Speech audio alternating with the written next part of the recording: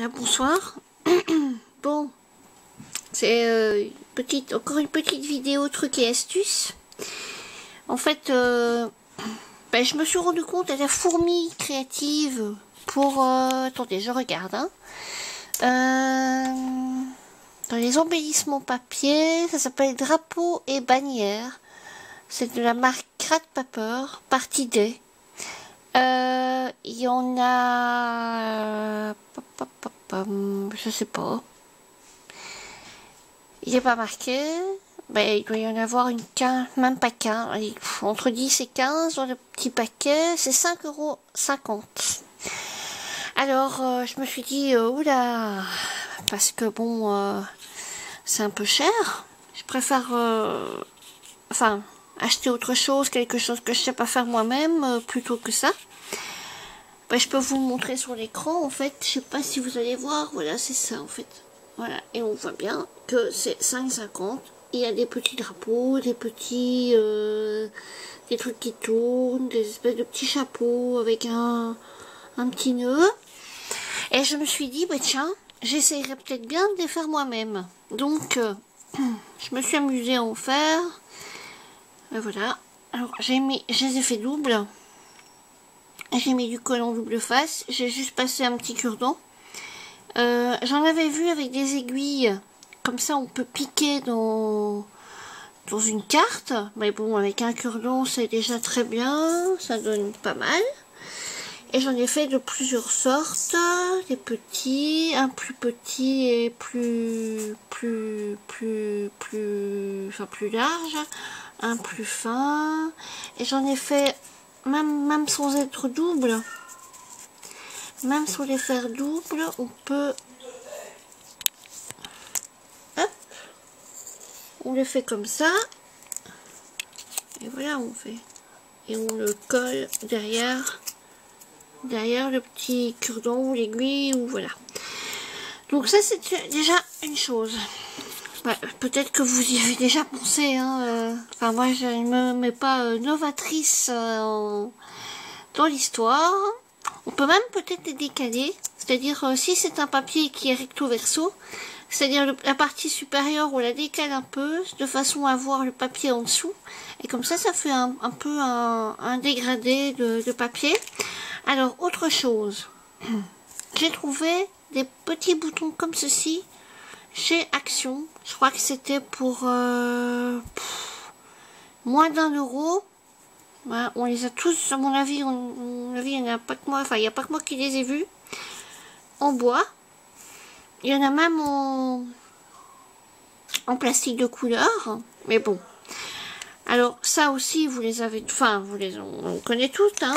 Des boutons comme ça sur un peu avec une petite bande collante. J'en ai une boîte entière, enfin toutes sortes de choses. Et parfois, ils sont très chers. Je m'en suis rendu compte. Et il y en a en carton. Il y en a en bois. Et, enfin, moi personnellement, il y en a certains que j'aime pas trop. Parce que le motif, comme dans celui-ci, c'est une machine à écrire. Et le motif, il est troué par les deux trous du bouton. Donc, on voit plus trop ce que c'est. Ou alors, j'aime pas trop le motif. Enfin, jamais... enfin, dans un paquet, on a toujours quelques petites choses qu'on aime moins. Donc, ici, j'aimais pas trop. C'est des chiffres. Et ici, c'est des petites lignes. Donc, bon, voilà. Et je me suis dit, en prenant déjà cette base, celui d'Action, on prend une perfo ronde. Moi, c'est celle-ci. C'est Artemio. C'est celle-ci. Voilà. Une bête perfo ronde. Mais je pense qu'il y a plus petit. Et on prend un petit bout de papier et on le met, voilà, hop. Et bon, on colle, on n'est pas obligé de le coller en l'enfonçant, on peut mettre un petit peu de double face entre le papier et le bouton. Et voilà, hop, voilà. On peut même le mettre dans l'autre sens. Et voilà. Seulement, bon, évidemment, les trous, ben, vous les faites avec une petite aiguille, ou alors vous les faites sans trou. Voilà. Alors, on peut mettre n'importe quel motif de papier. Voilà. Donc, on les laisse nature.